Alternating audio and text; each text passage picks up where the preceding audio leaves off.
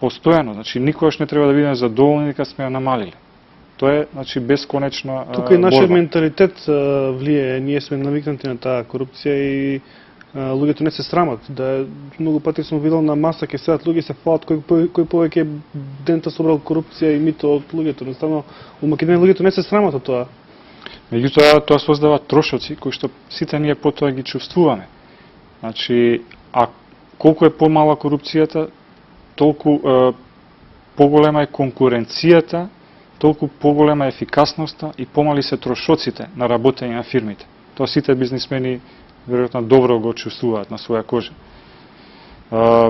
Четврти пункт би бил инфраструктурата, значи инвестиции во квалитетна инфраструктура, патишта, железнички пруги. Замислете колку побрз би бил транспортот, колку поефикасен, колку би се намалиле трошоците, времето за транспорт.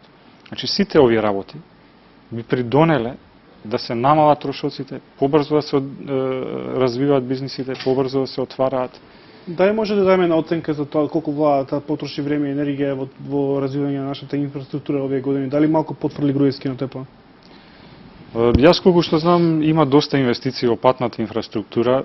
Имаше два кредити, еден од Светската банка, еден од ЕБРД, ако не се лажам, за локална патна инфраструктура и вложени се некои повеќе од 100 милиони долари за таа локална патна инфраструктура и подготвени се неколку проекти од оние информации што ги имам за автопатишта, бидејќи порано да ние одсекогаш сме зборувале за коридорите 8 и 10, меѓутоа баш дознав пред неколку години од директорката на Агенцијата за патишта дека кога таа дошла на таа позиција, фактички се соочила со тоа дека нема проекти за коридорот 8 и 10 и тогаш почнале да ги изработуваат проектите. Што значи дека нешто се работи и еве сега, колку што знам, во тек се некои тендери за токму за овие, односно за коридорот 8 исток-запад, да се дадат на концесија. Се надевам тие успешно ќе завршат и тоа е еден од големите проекти кој што би бил значаен за македонската економија. Спомнавте дека во вашите интервјуа спомнавте и образованието како еден од компонентите за подобар раст и зголемена вработеност. Тука мислам дека добро стојат нашата влада, мислам дека добро инвестира во нашето образование. Добро ме подсетивте, значи јас изумив да го споменам и тој фактор кога претходно зборував. Никогаш не треба да бидеме задоволни дека добро стоиме, мислам. Секогаш треба да имаме да се стремиме кон повеќе, поквалитетна работна сила. Значи образование и здравство. Тоа се оние Зашто здравство? Затоа што за да имаме образован и квалитетен човечки капитал, значи работна сила, потребно да има добра здравствена заштита и добро образование. И затоа мора да се вложува во овие два сектори, значи подобро образование за да се зголеми нивната продуктивност и добра здравствена заштита, за да има помалку боледување, помалку губење на работни часови. Поголема продуктивност.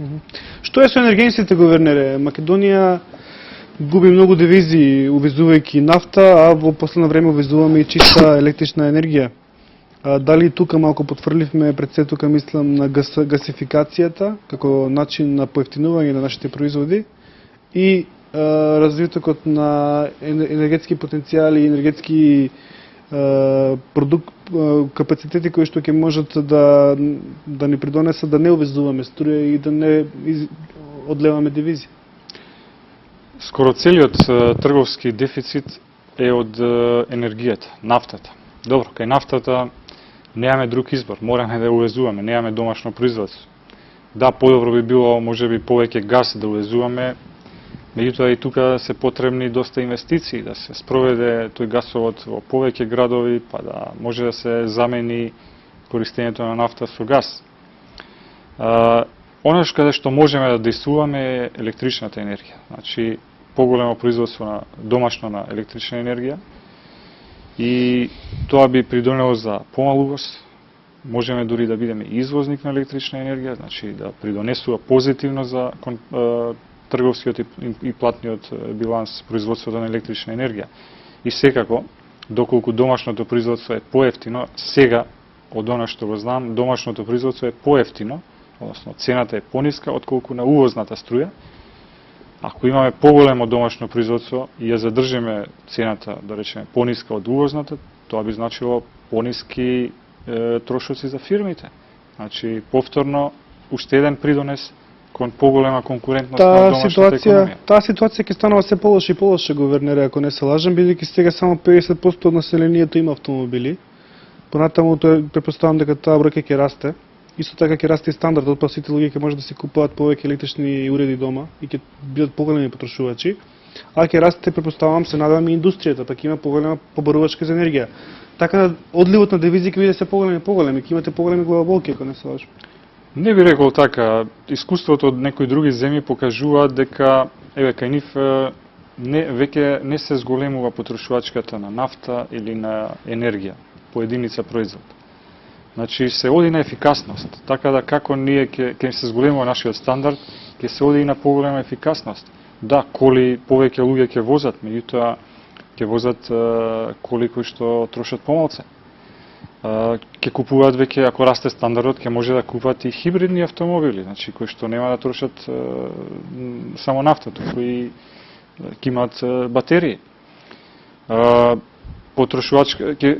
Со зголемен стандард населението ќе може да купува и апарати за домаќинство кои што се поштедливи. Тие знаеме дека се поскапи, меѓутоа кога некој ќе може да си дозволи, кога свеста ќе се зголеми, така да не би требало да сметаме дека ако расте стандардот, ќе расте и потрошувачката на енергија. Сега неколку прашања кои што можеби, иако можеби многу прашањата што сега да ги поставив не влагаат во вашата ингеренција која што имате како гувернер, но сепак ми требаше вашето мислење, бидејќи вие сте еден од клучните луѓе кога во прашање македонската економија. Па сега има неколку прашања кои што исто така не се во ваша ингеренција, но ми треба вашето мислење. Што мислите, гувернере, дали Македонија има лоши менаџери и затоа има и генерално лоша економска ситуација? Зошто ние немаме брендови како што има една Хрватска или една Словенија, па еве и Србија, тука мислам на Подравка, на другите брендови кои што навлегуваат во другите пазари, инвестираат и на тој начин го зголемуваат GDP-то домашно, преку тој профит кој што се враќа назад. Зошто вашите брендови не се расширија, не го освоија, речеме, Косово, не се проширија на Албанија, зошто не го искористија тој бафер простор?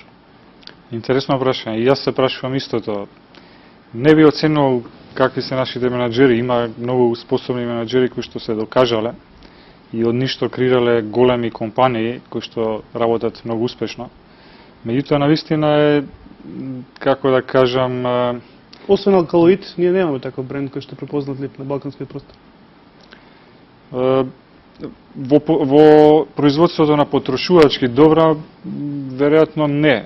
Меѓутоа, во оние индустријски добра, претпоставувам дека има големи компании, меѓутоа не произведуваат за широка потрошувачка. Сепак не ми се познати многу работите во индустријата, не би можело да кажам. Меѓутоа, навистина е незадоволително дека Македонија нема компании кои што имаат експанзија, па преземаат предпријатија во други земји и се шират. Дали не се доволно алчни, бидејќи алчноста мислам дека е главен фактор кој што ги тера бизнисмените да влегуваат во ризик. Дали не се доволно алчни, може?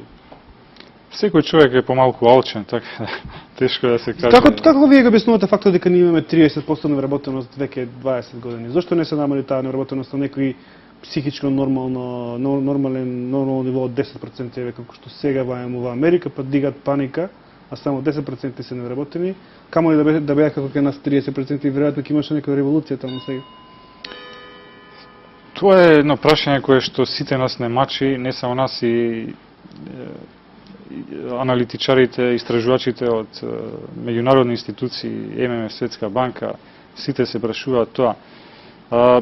Мора да знаеме дека Македонија и во транзицијата влезе со висока стапка на невработеност. Колку беше кога влегавме? Ние, значи, и во социјалистичка Југославија, ние имавме стапка на невработеност од околу 20%.